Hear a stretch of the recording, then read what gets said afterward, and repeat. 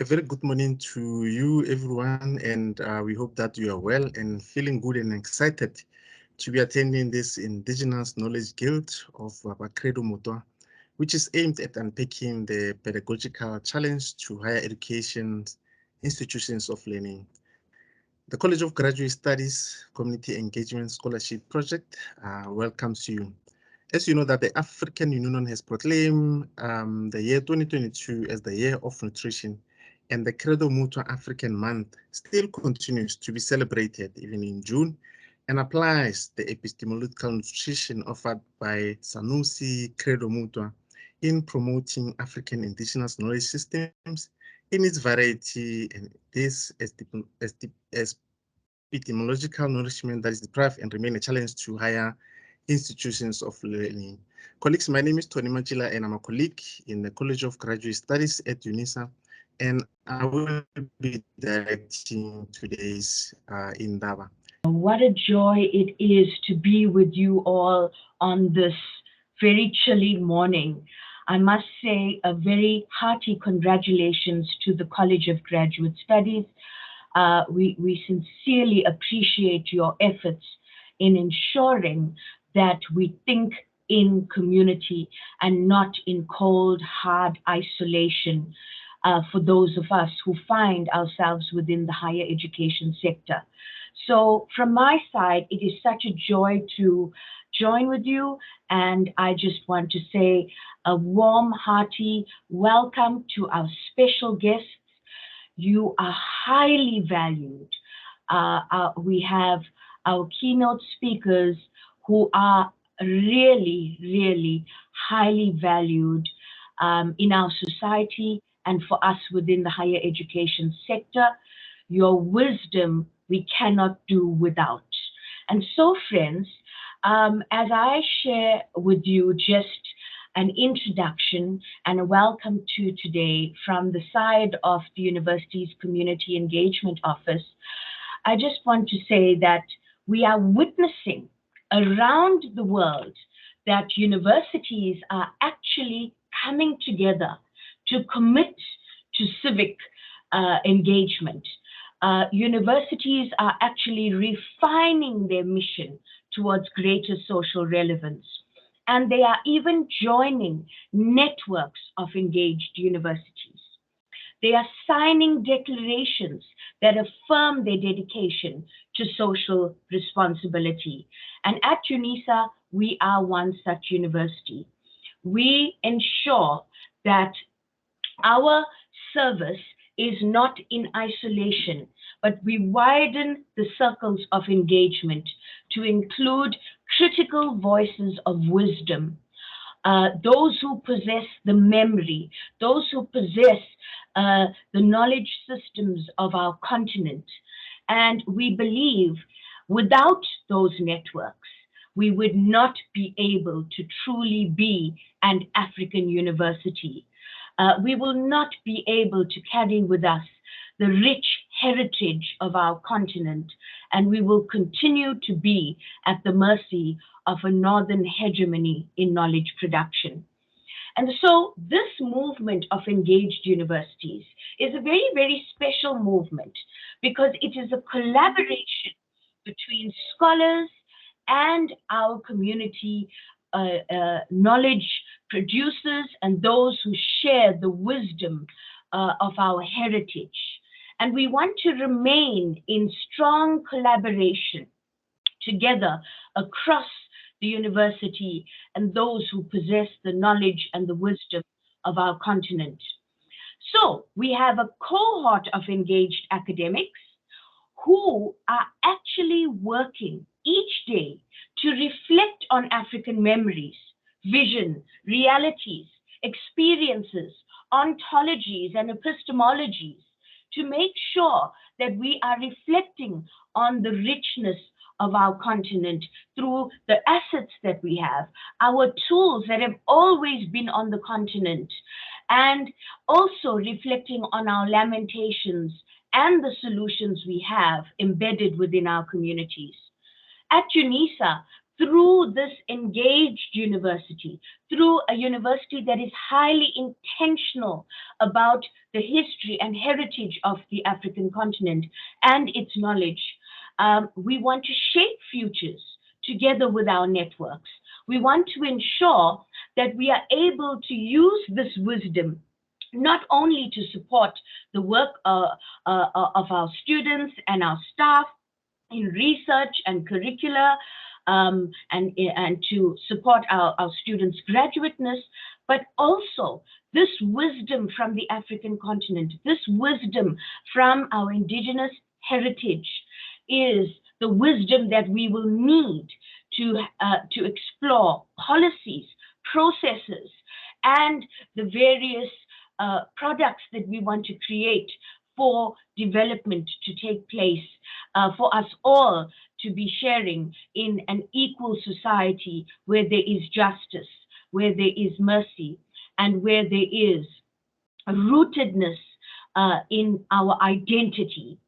And so, as UNISA, we want to continue our service in humanity, and for humanity, but with humanity being the most critical aspect for us.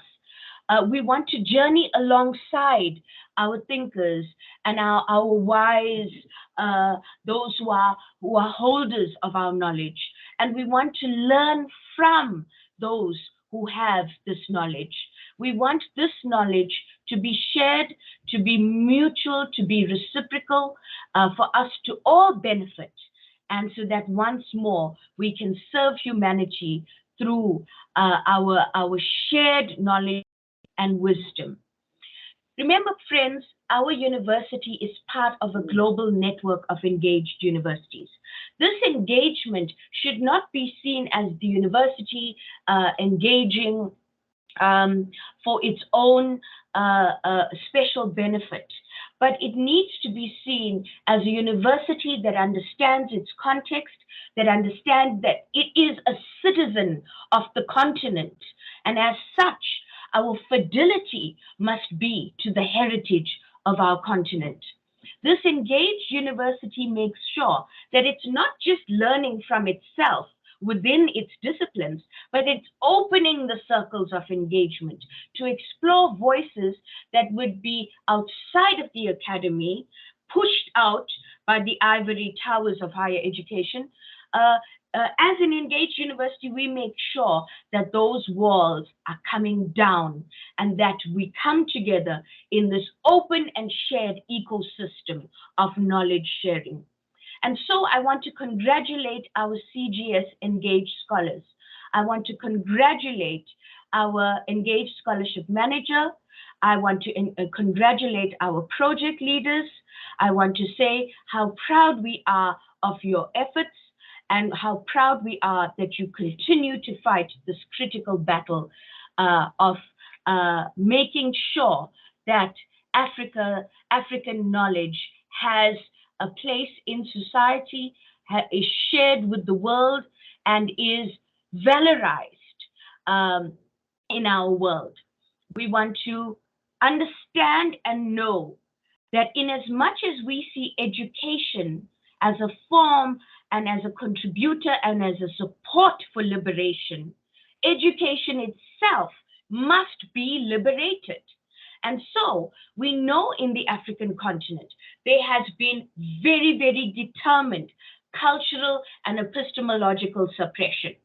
It was a concerted effort to oppress and subjugate and silence and mask African knowledge and value systems. Africa was treated as a blank slate, as though the knowledges of the world had higher value than our knowledge.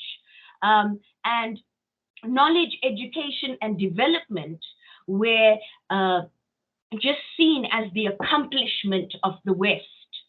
And so these evil thoughts and evil practices continue to replicate themselves through coloniality and its residual impacts on our thought life, on our scholarship, on our the way we support our world through our development praxis. And so we need to respond to the call and understand that the first generation of colonization was conquering our physical spaces and our physical bodies, while the second generation of colonization was conquering our minds through various scientific disciplines. But we refuse to be conquered. We refuse to be subjugated and suppressed. No longer will we be bound to these chains. We understand and know that coloniality is still with us. It is a recurring imposition on our epistemology, on our economy, on our culture, on our politics, on our gender perceptions and gender justice issues, as well as our religions. The legacies of coloniality have been deeply embedded within us, and we need to enter into these circles of engagement with our leaders, those who have the heritage of the African knowledge. We need to come closer now than ever before. So, Professor Mbata, thank you for your leadership of engaged scholarship in the college. Thank you so much to Teboho Hope, who is really, as a project leader, leading the charge in this area. And ensuring that the Northern hegemony in knowledge production will not continue. Understanding that knowledge is indeed power, and the hegemonies that we've experienced meant that we were challenged in this area. We are still under those publication hegemonies. We are still seeing the internet being heavily weighted in favor of the knowledge from the West and the North. We are still being written about by others.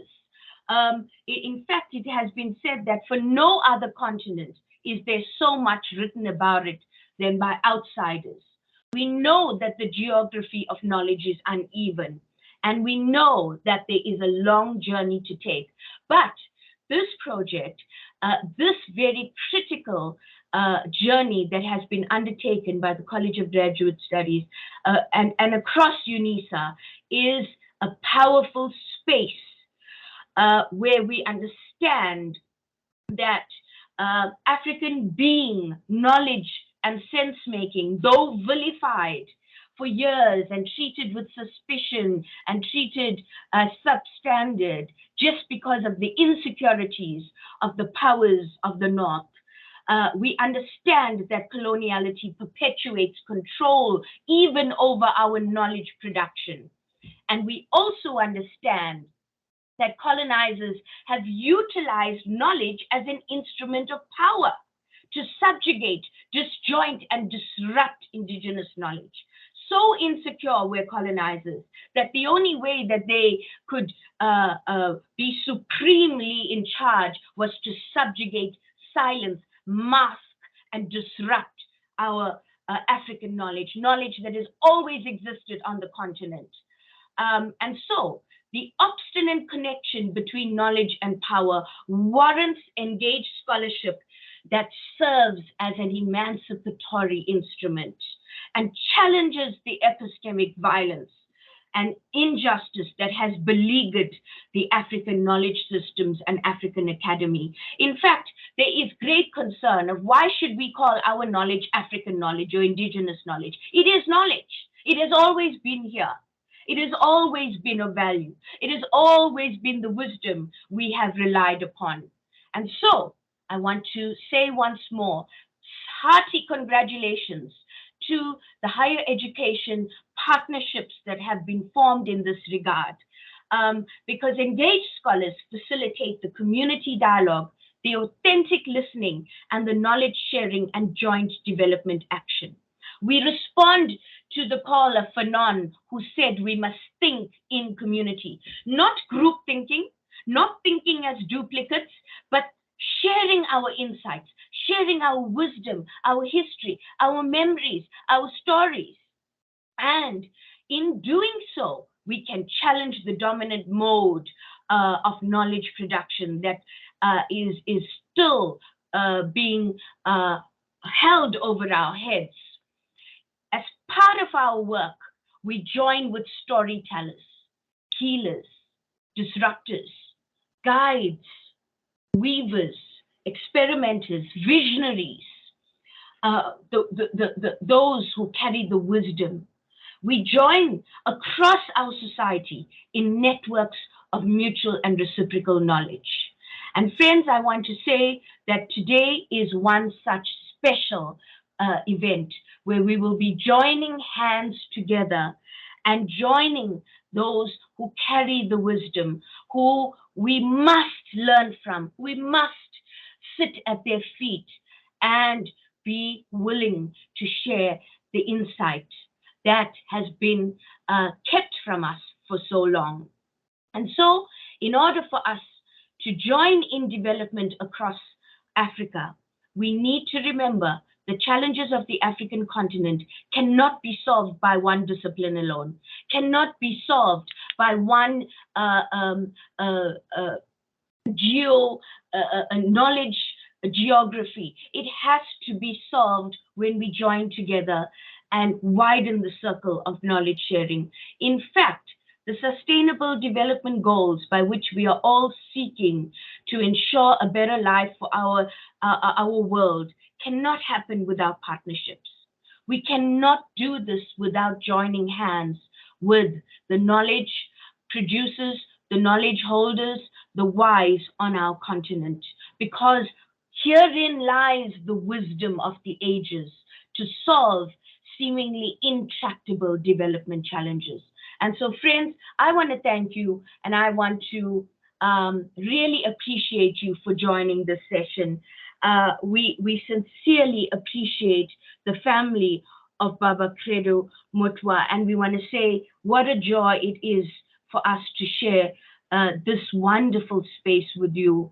And as a family, we want to join with you and appreciate your service in healing. And thank you that your knowledge can enrich the African Academy with wisdom that we require in order for us to address the development challenges of the African continent. I wish you well as we celebrate this special day together and learn together. And congratulations to CGS, our Engaged Scholarship Manager, Professor Mbata, and our project leader, the indomitable Teboho Hope, who is moving ahead and taking us along in her journey. Thank you so much, Program Director. It seems to me that today people are divided into two. There are those who want to create and those who want to destroy. Now, these people seem to me to represent the modern poles of good and evil. I would like to advise all people who work, all people who create with their hands, to take in the eye of their minds a journey to the land of Egypt, where I once was. And these people will see the difference between a destructive person and a creative one. They will see the great Sphinx of Egypt rising above the sands. They will see the pyramids and the ancient temples towering above the sands of the ages. But they will also see that these ancient creative people left a lasting, visible, tangible mark upon the face of this planet. But they will have to dig very, very deep indeed to find traces of warlike men. A person of violence creates no beauty. He only creates a passing illusion, a passing empire. But a creative person, a Phidias, a Michelangelo, or whoever, creates something that lasts for 1,000 years. And only by creativity Shall we ensure the survival of the human race upon this planet? Now, I try to be one of those who seek to create, to show our people the way, to rebuild that which was lost, and perhaps to make other lives happier, to leave the world a better place than we came into it. You can heal a whole community by creating something beautiful near that community. It is my profession which teaches me to pursue art, to pursue writing, to pursue all forms of communication between human beings. Because when you are a traditional healer, you must be able to communicate with people at all levels and in all possible ways.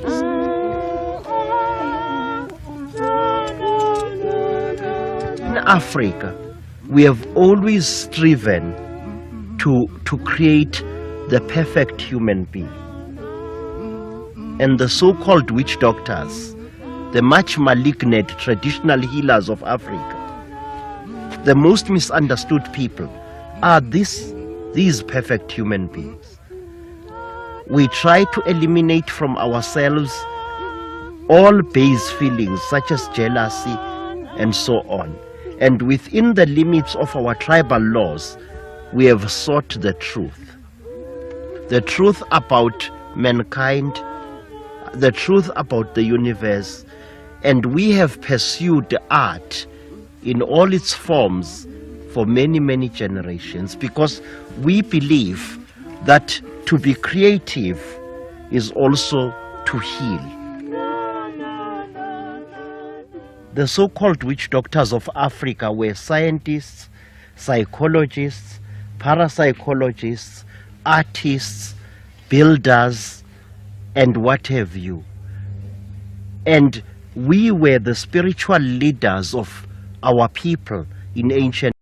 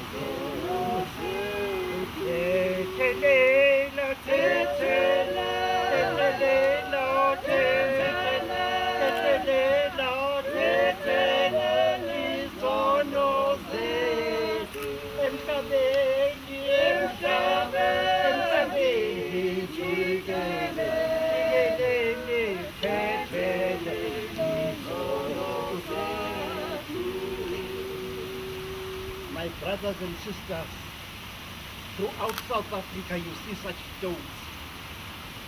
You see them everywhere, stones hanging over street faces. On these stones, when a god king had ruled for 7 years, he brought himself here upon this stone to end his reign.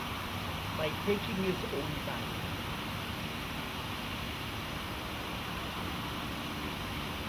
From the earth, the roots of creation, human beings found strength to continue, to go on. Let there be peace in this land. There is too much anger in South Africa. Let there be holiness in this valley.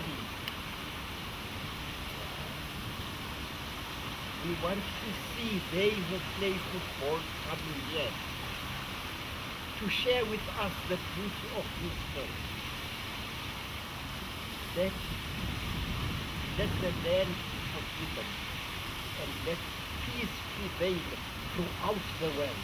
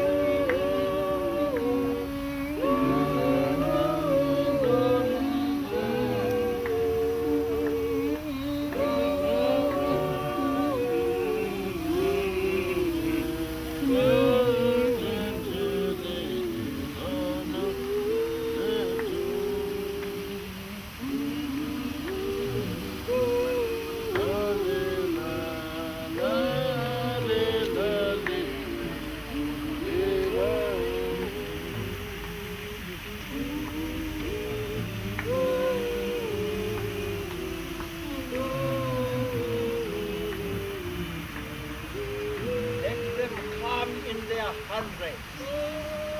Let them see this stone. The stone of forgiveness from a faraway part of our country. Let angry hearts forget their hate. Let them know this nation must be built again. Call me a fool nation. But this country must be built again, and frontiers must bloom upon those faraway things. If I've sinned against you, forgive me. If I love you not, forgive me. If you loathe and detest me, I forgive you. Forgiveness was what built man. Let our nation dream. Remember the ancient saying of the Khoisan people. Man is a dream. The dream created man. And the dream will take him out there.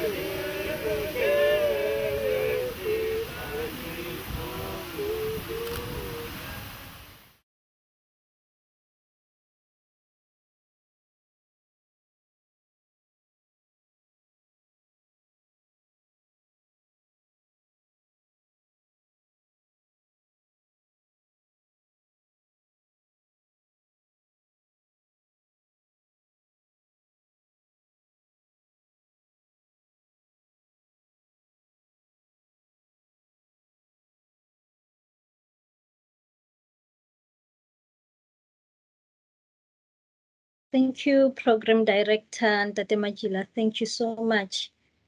for that kind introduction.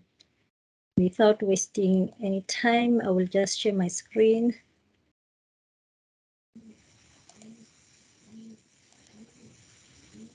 And as I greet you all in the most highest greetings that Baba Credo Mutwa used to greet all of us, saying, "Dear honorable ones," I greet you, Kere Dumelang. This heading of our project is called the Indigenous Knowledge Guild of the Great Sanusi Baba Credo Mutwa. Thinking of it as a pedagogical challenge to higher institutions of learning as we are striving to forge, to see and feel this African university. And it is running alongside credible scholars and emerging young scholars, Professor Ngulube, Professor Kanyisile Mbata, Ms. Samuma Kanye, and Mr. Tony Majila, and myself, as well as introduced Teboho Hope. I will give you the concept overview as follows, giving you the background and intro, aim and objectives of this nominable project, the problem statement, and our questions of concern and our point of departure in this particular Indaba. I start with the introduction of the background as such, as emanating from his seminal book, Indaba, My Children, which he wrote in 1964 when he written that from the beginning, thousands of years ago, the story of Africa has been a tragedy, and to most of her present-day sons and daughters, it is still a tragedy. No race of mankind has been so misunderstood. No race has been more misrepresented, more abused and misused than the black race of Africa. The trouble seen in Africa today, the unnecessary death and suffering, had their origin in one thing only, the ignorance and selfish interests of your ancestors. Now, this is what Ubaba Sanusi Credo Mutwa wrote in 1965. For him to say that this ignorance, this self-interest of our ancestors invites us to also interrogate ourselves. What kind of ancestors do we want to be? What kind of deities do we want to turn out to be? If we ignore the tribal laws, if we ignore the issues that we need to deal with, incredibly so, following our African ways of thought patterns and knowing, we stand a chance of being those forebears that were ignorant, were only egotistical in their ways of being. The background also of this project was conceptualized as a way of seeing this as a noble project, which includes all human beings. And it is born out of the realization of the following African realities: the need to redress the injustices of their past, to also express and promote the silenced and marginalized knowledge systems of the global South. We heard the Dr. James saying that the Northern Hemisphere, the Northern South, must really be cautious and beware. De Souza Santos also has affirmed that we, the Global South, comprise of these marginalized knowledge systems, the knowledge systems of the massacred, of the silenced, of the voiceless. Masoha as well, a very credible scholar in this field, has also referred that this kind of knowledge is often contested in many angles. Other scholars have also asserted that this promotion and development of knowledge must be asserted and transcended by those who are deemed to be the custodians and holders of this domain of knowledge. The key words that come forward are those of accountability. Now, accountability will also come back to us as those who are African scholars, of those who want to create and promote this knowledge. As time goes on, we need to write back to ourselves as to what have we done? How much have we made an impact of this noble project, or of this noble knowledge that needs to be influenced? Danina Buderi has also said that the academic spaces have not adequately recognized the intellectual emancipating knowledge of their very own African intellectuals. African universities, as also said by Mahmoud Mamdani, ought to close the gap that exists between the public intellectual and the scholar, as both of them must learn to theorize and rewrite their everyday realities.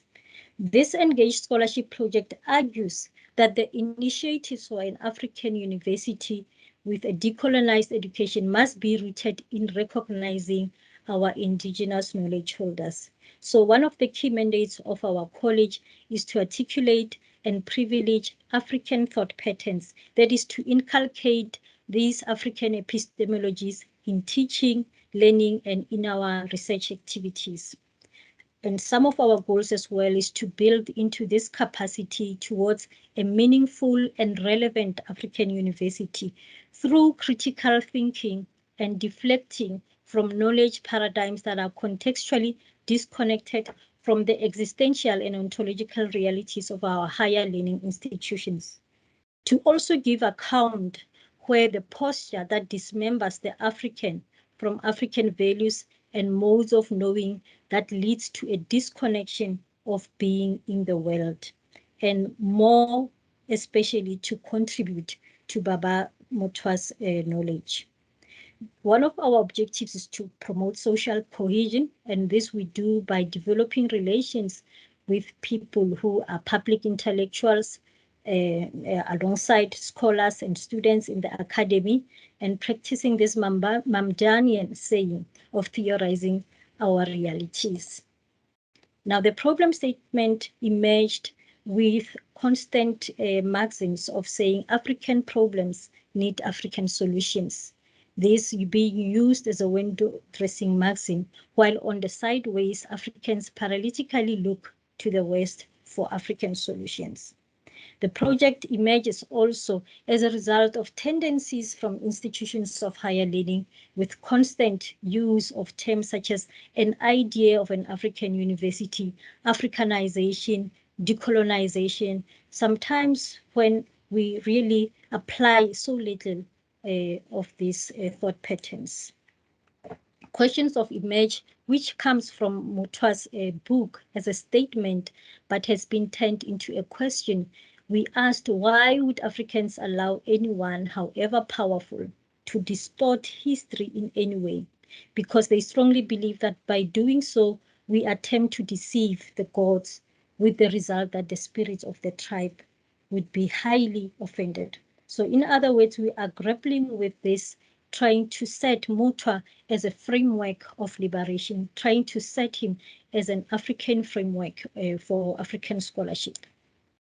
One of our questions of concern is what he has also uttered, that how do we understand ourselves? Because he argues that Africans oftentimes are not together. Africans are often fighting each other.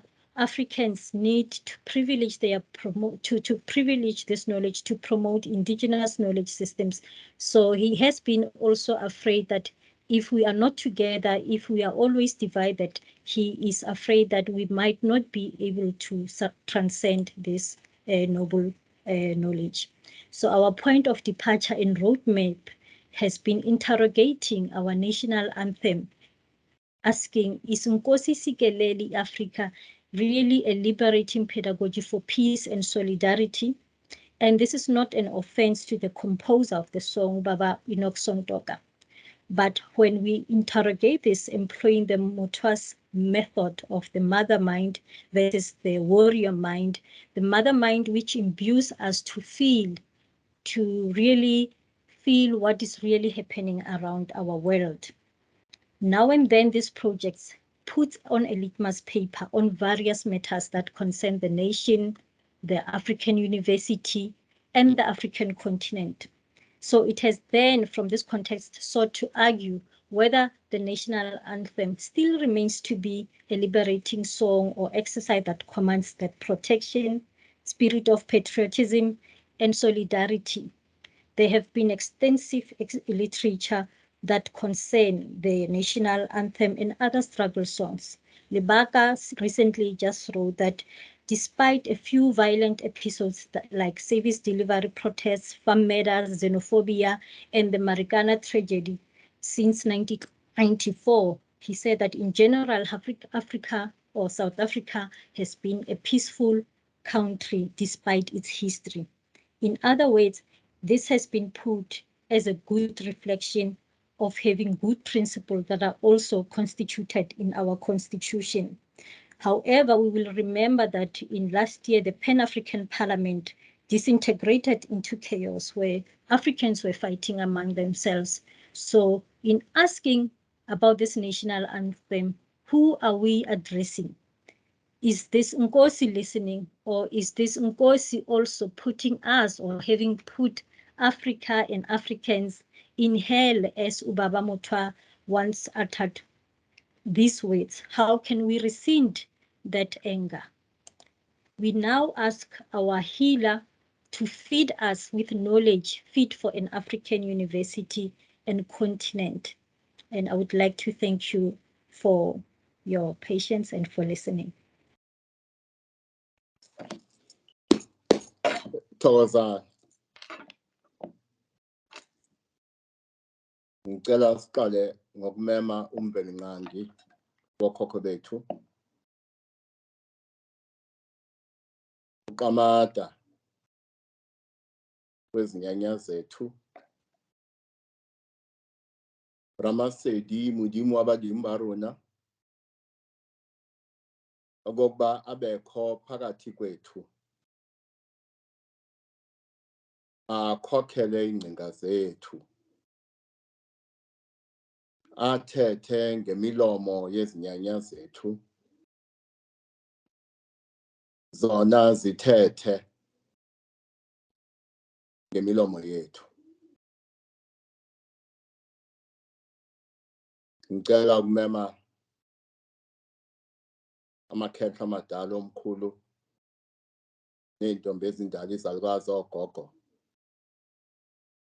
ukuthi nazo zibe khona phakathi kwethu njengoba sizodingida lolu daba olunzulu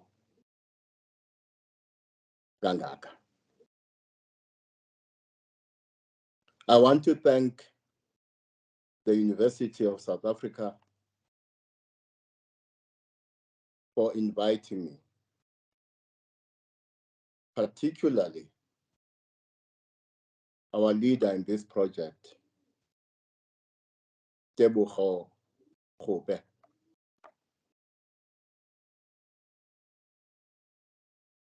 It is not a coincidence that this project is led by a woman. It is not a coincidence that this project is led by a young woman. Two sayings are important in this regard. We say in our languages that indlela ibuzwa kwabaphambili. In other words, we need to ask those who have traveled the road before us for direction. And usually when we say this, we talk about the need to ask our elders to share their wisdom with us. But we live in a world where there are many old people, but very few elders. And therefore, one of the crises we face in the world is a crisis of elderhood, but is a crisis of a lack of elderhood. In which case, when we say indlela ibuzwa kwabaphambili, we mean there will be times, such as the time we live in now, when we must rely on the wisdom not of elders, but on the wisdom of those who are young. Given our reality, as I said, that there are many old people in the world, but there are very few elders on whose wisdom we can rely. Ubaba uVusamazulu, Credo Mutwa, spoke about the warrior mind and the mother mind. He makes the example of the warrior mind as being mechanical, as being a 2 + 2 is equal to 4 mind. A mind that is linear in its operation. When he talks about the mother mind, he calls on us to rely more on the mother mind than on the warrior mind. Let me say, before I go deep into my intervention, that I do not agree with everything Babu Vusamazulu said. But I agree with his take on the difference between the warrior mind and the mother mind. I agree with him when he says we must rely less on the warrior mind and more on the mother mind. We must not forget, though, that both minds reside in the same body. In other words, in us resides the warrior mind, and in us resides the mother mind. These are not two separate entities or beings. They both reside in us. It's not an accident, therefore, that this project is led by a young woman. And we must remember that it is not because of her intelligence that she finds herself leading this project. It is also not because of the intelligence of those who run the university that she finds herself leading this project. She leads this project because she was chosen not by the university, but by forces beyond the university, by forces beyond human life, to lead this project. What these forces teach us in teaching us about the warrior mind and the mother mind is to teach us about the divine feminine and the divine masculine. Both of them, again, reside in us. In you resides the divine feminine. In you resides the divine masculine. In a man, therefore, or what we call a man, resides the divine feminine and the divine masculine. in a woman, or what we call a woman, resides the divine feminine and the divine masculine.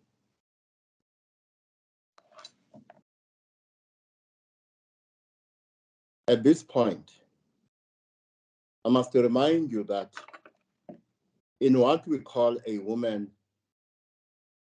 resides a womb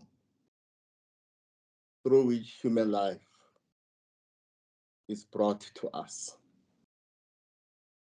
Therefore, the womb is a sacred space. The womb is a sacred place. And therefore, she in whom the womb resides is a sacred being. And therefore, one of the things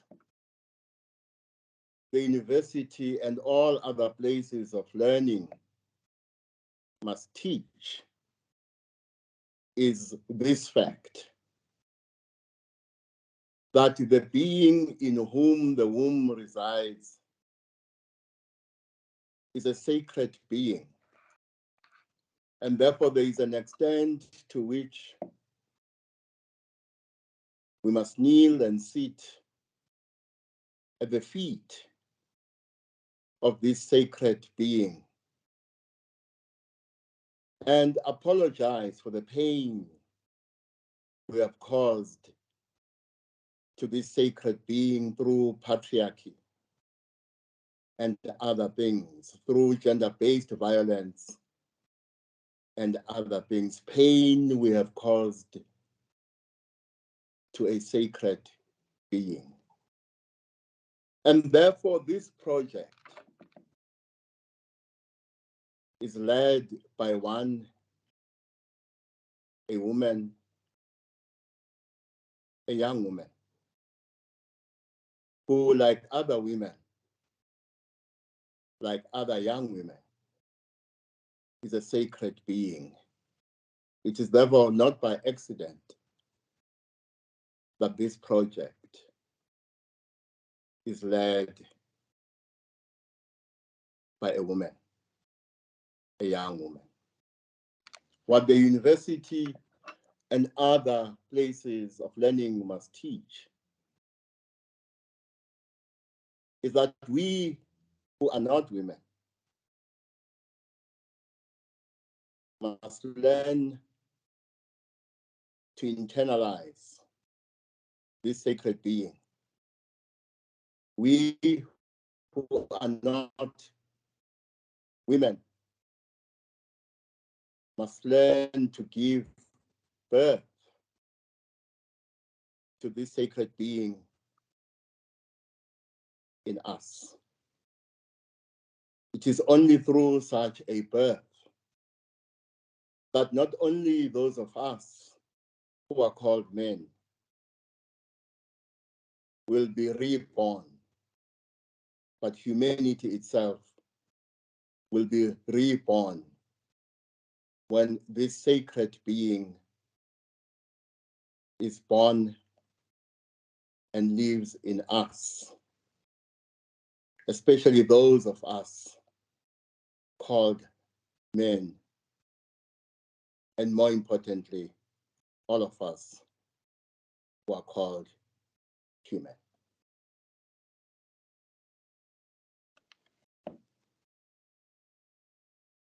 Let me start with an apology. Some of the things, if they offend, they will not offend because I gratuitously intended to be offensive or impolite. I will say them because they need to be said.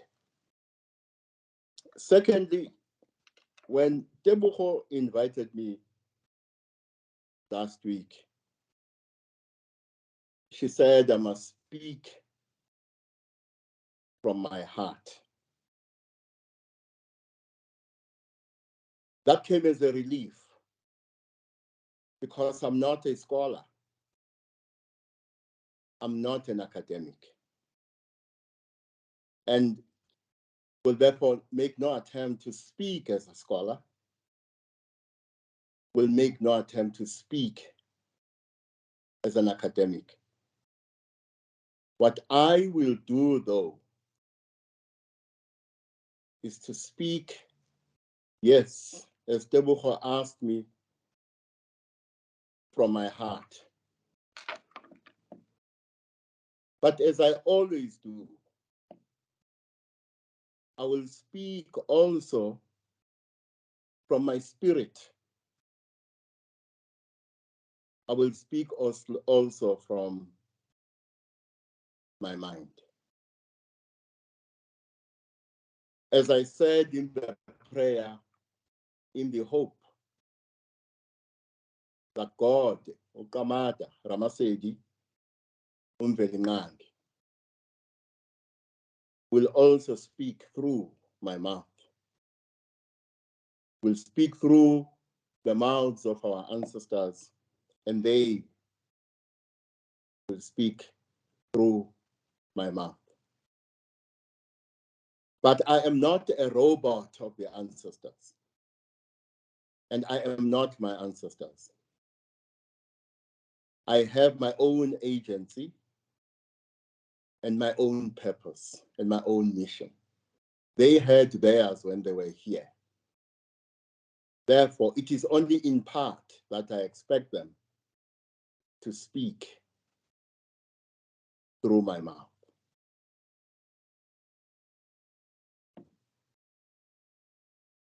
The last time I was here, I invoked the words of Henry Thoreau and invoked what he said when he characterized the university or universities as dead zones of disimagination. If I remember those who participated in that forum, I invited to think about the implications of these words, that our universities globally are dead zones of disimagination. If my memory is not failing me, towards the end of my presentation, I also said that there is no African university in this country. Possibly no African university anywhere on the continent. All these universities are universities in Africa, but are not African universities. Now, we meet here to converse about epistemic nutrition. I suspect this topic was chosen because there is a recognition that the university as a dead zone of disimagination. And given the fact that ours are universities in Africa, but not African universities,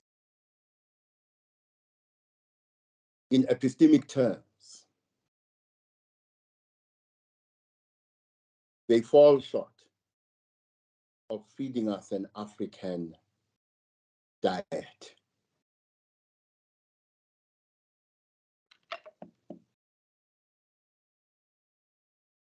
But the idea of the African university is not unproblematic. There is an element of essentialism about embracing the notion of an African university. There is also an element of essentialism about characterizing ourselves as African. There may even be an element of essentialism in characterizing this continent as Africa. The task of epistemic nutrition, in part, starts with questioning, examining, and re-examining the notion of Africa, of being African, and therefore being an African university. Let me start with this question. How many Africans are there in the diaspora? In my view, the answer depends on whether there is any credibility in the scientific claim that Africa is the cradle of humankind. A place not far from where I'm speaking is the cradle of humankind. If that is the case, there are 7 billion plus Africans in the world.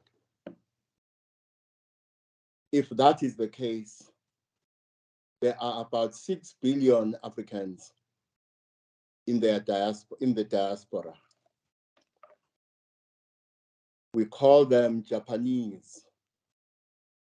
We call them European, Latin American, Chinese, and so on. But if the claim, scientific claim that Africa is the cradle of humankind, all of them, and therefore all of us, 7 billion of us, are African. If that is true, we then, as the academy, as the university, are called upon, as I said, to question, to examine, and re-examine the question of what it is that constitutes that which is African. If we look at the physical entity, geographical entity known to us as Africa, the question is, who named us? Who did the naming? Why? From which vantage point? Who named us Africa? And therefore, who named us African? Did we name ourselves? Did we, who now call themselves African, name this continent Africa? If the answer is we were named, we did not name ourselves. If the answer is we did not name this geographical entity, this continent, but it was named by others whose origin is not this continent. I'm aware of the contradiction in what I've just said, because I've just argued that there are 6 billion Africans in the diaspora. But allow me the contradiction for the purposes of the question I'm asking. If we did not name ourselves, and if this continent was not named by us, what then does it mean? to be African. What then do we mean when we talk about an African university? In fact, we must ask whether if there are 6 billion Africans in the diaspora, we must ask ourselves whether there is any university in the world which should not be an African university. And therefore, it seems there's a possibility that when the university is called upon to Africanize, there's a deeper challenge to be met. The challenge may be to accept that the whole world is Africa and African. And if that is the case, the call to Africanize the university is a call to decolonize all human minds. The mind of the colonizer as well as the mind of the colonized. And therefore to decolonize the university and Africanize it wherever the university is located in the world. And of course, we must give content and meaning, therefore, to what it means to be African and therefore what it means to Africanize. And in doing so, we will have to accept that these 6 billion Africans, whose ancestors is a common ancestor from this part of the world, these 6 billion people amongst them are ancestors of them, of theirs, who colonized Africa. On the basis of answering certain questions in a certain way. For instance, to use a question which is the title of a book, can non-Europeans think? Of course, this is a rhetorical question. It is a rhetorical question because all human beings can think. But the question arises in the context of a belief by the ancestors of some of these 6 billion Africans in the diaspora that only Europeans can think. Asians cannot think, what we call Latin Americans, what we call Africans, and others cannot think. Only the European can think. Walter Mignolo, the Latin American scholar, reminds us about where this comes from. He reminds us that with Western modernity came its darker side, coloniality. A logic which said that those who are not European and white are epistemologically inferior. Do not have the ability to create knowledge, nor do they have the ability to grasp knowledge. Let me rephrase. Do not have the capacity to create European knowledge, and do not have the capacity to grasp European knowledge. And they lack this capacity because they are ontologically inferior. They are not human. Even if they are not as human as the European. This logic, coloniality, help the conscience of the colonizer. Because if the African is not human, upon him and her can be visited all manner of cruelty, precisely because he or she is not human. You can colonize the mind of the African. You can colonize the spirit of the African. You can colonize God and displace God with a new God. And this God is God's representative, and that God is the white man.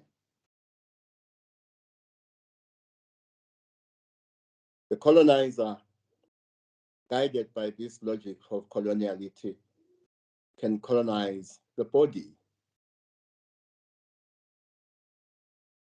can colonize space and place, can colonize time and our relationship with time, can colonize nature, and can do so violently because that which is being colonized is epistemologically inferior, more importantly, ontologically inferior, is therefore not human. One of the cruelties the colonizer, guided by this logic of coloniality, can visit upon the colonized is epistemic violence. We are here today because we are victims of epistemic violence. And if you are in South Africa, the colonizer or the logic of the colonizer, coloniality, is still with us. Because 28 years after the so-called end of apartheid, the dominant reality is a European reality in this country. A numerical minority with European origins is the cultural majority. And this is reflected in what we teach in our schools, in what we teach in our universities, in what we teach through popular culture, in what we teach through the media, and so on. So this project, in part, exists as a response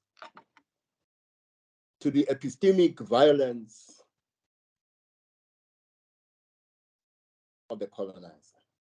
And in our South African content and context, that colonizer, or the descendants of that colonizer, continue to benefit from the logic of coloniality. And that is why 28 years after the democratic breakthrough in 1994, they remain the cultural majority whose worldview, ways of seeing, ways of being, and ways of doing are the dominant reality in what we call an African country South Africa, which means one of the things the university must theorize is the extent to which South Africa is a country in Africa or an African country. But I want to stay for 1 or 2 more minutes on this question of being an African. We talk about African epistemologies, very difficult word, obviously not an African word.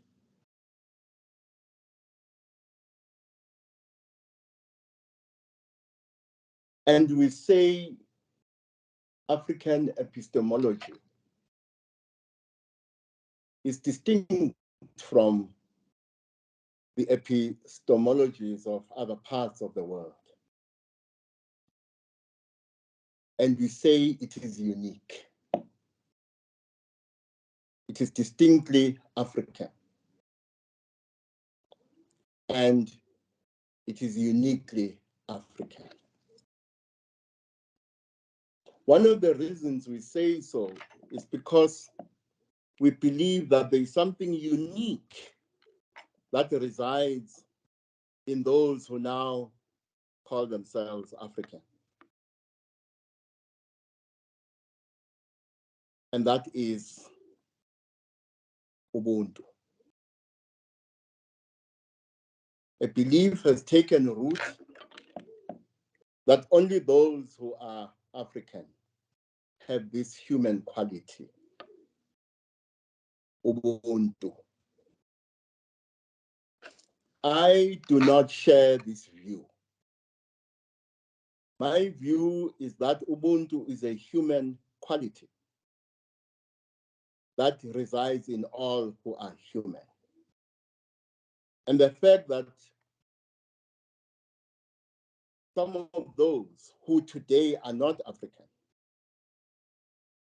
who reside in other parts of the world, the fact that they now lack this human quality we call Ubuntu does not mean they never had it.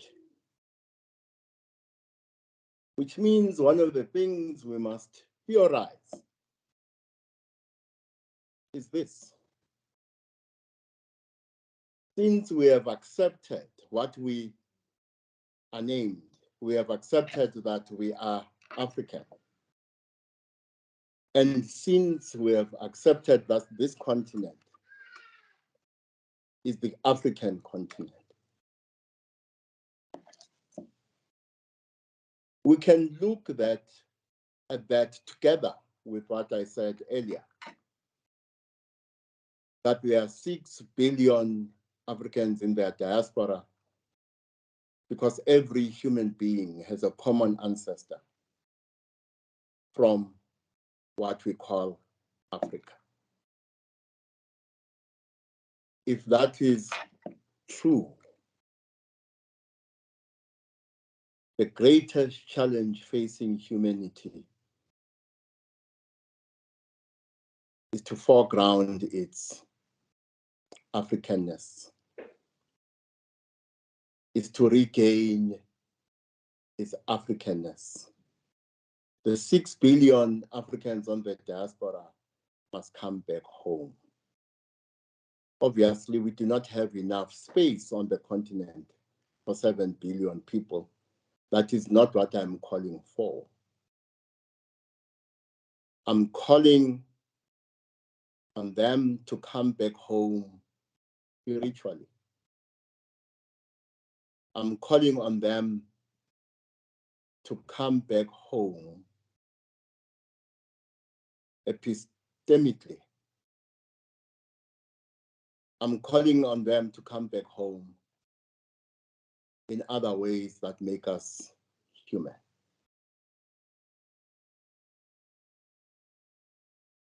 With this call, therefore, comes a challenge for the university that regards itself as an African university.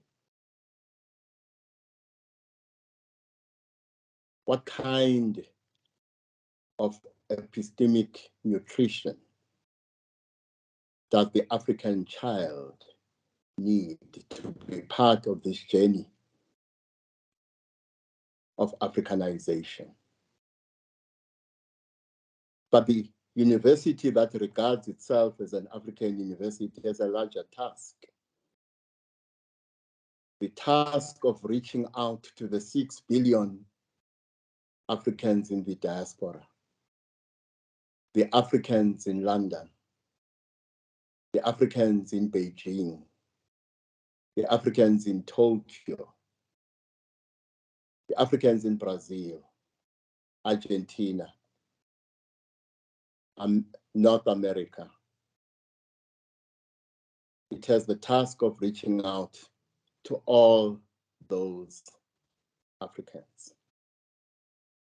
And to the extent that the university that regards itself as an African university must be part of the decolonial project,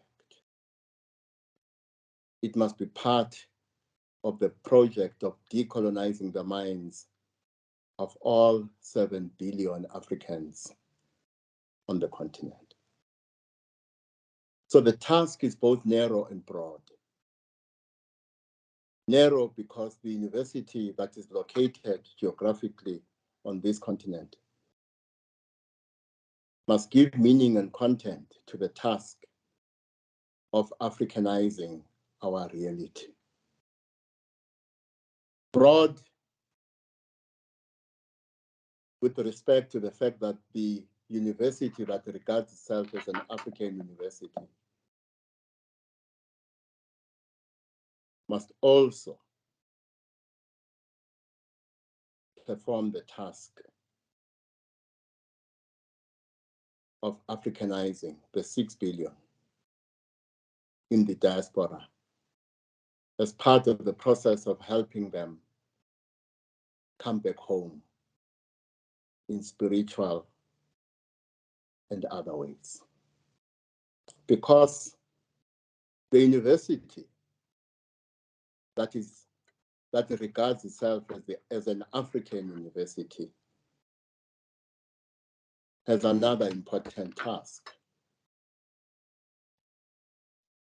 We are called upon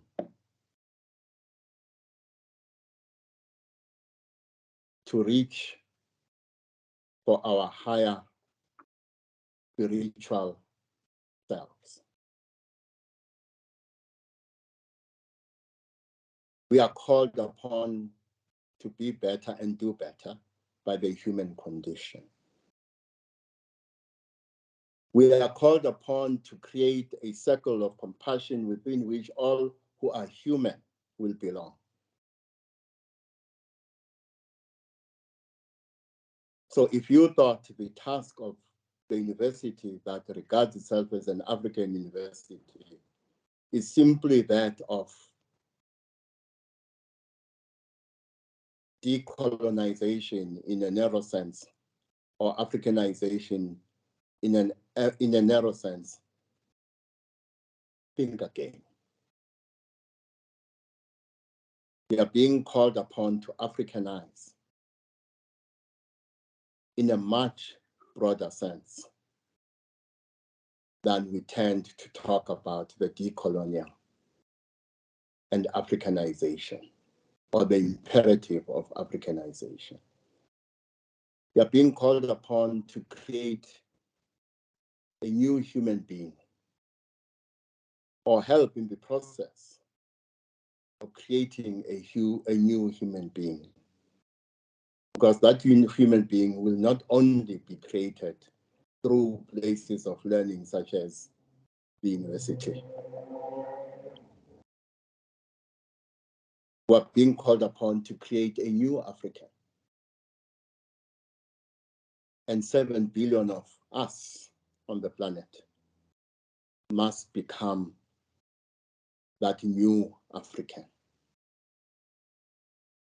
That is the challenge of epistemic nutrition that faces UNISA, universities on the continent, and all places of learning in the world. The task of creating a new human being, a new African. Babu Vusamazulu, Credo Mota, talks about how Ebungomeni, one of the goals is to create a perfect human being. There is no such being, and there will never be such a being.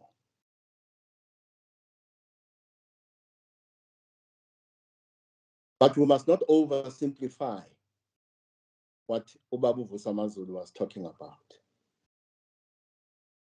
He was talking about the constant endeavor, human endeavor, of reaching for your higher self. It's a constantly evolving endeavor. It's an eternal endeavor. Even though we know as we travel on the journey that we shall never reach the destination. The destination lies in engaging in the journey itself, the journey of reaching for your higher self. That is what I understand him to mean when he said, in part, Ubungoma is about creating a perfect human being. I do not agree that Izangoma healers constitute that perfect human being. There is so much that is imperfect about us as healers, as Izangoma. And the primary challenge, therefore, of reaching for our higher selves must fall upon those who are healers of different kinds, and Izangoma in particular.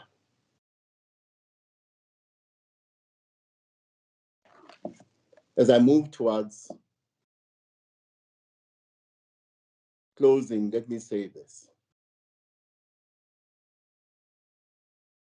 And my apology at the beginning was about this.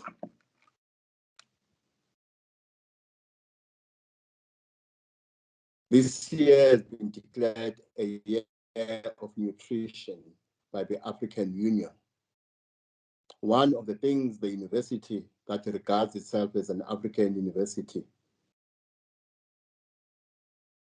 is to tell the truth about the African Union as an ally of coloniality. Too many of our leaders on this continent, and therefore the African Union itself, have become allies of coloniality. If they are to become allies in the project of fostering epistemic nutrition, that alliance must be born out of the honesty of the university in Africa. In other words, in relation to the African Union and African leaders who are allies of coloniality, the African university is called upon to engage in epistemic disobedience, to be disobedient against coloniality, but to be disobedient towards African leaders and the African Union as allies of coloniality. If we cannot do that, neither epistemic nutrition will occur, nor Africanization of the university will occur. In fact, in part, we shall reduce the African university to an ally of coloniality itself, to the extent that it cannot speak truth to the power of the African leader.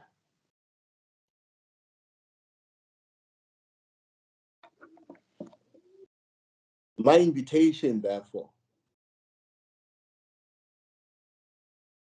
is that we must think deeply about what constitutes epistemic nutrition. And to answer this question, in part, let me go back to where I started. When I started, I said, Thokozan. When I say Thokoza, I am wishing you harmony in your relationship with God. I am wishing you harmony in your relationship with your ancestors. I am wishing you harmony in your relationship with the universe and what lies beyond it. I am wishing you harmony in your relationship with nature. I am wishing you harmony in your relationship with others. I am wishing you harmony in your relationship with self. Epistemic nutrition must feed all these dimensions of being human. Your relationship with God, your relationship with your ancestors, your relationship with the universe and what lies beyond it, your relationship with nature, your relationship with others, your relationship with self. And any epistemology that threatens these relationships because of the content it produces and reproduces is the kind of epistemic violence the university in Africa, UNISA and others are called upon to fight. Epistemic nutrition must be founded on something else. And this thought is a thought I borrow from one of my main influences, J. Krishnamurti. The idea of freeing yourself from the known.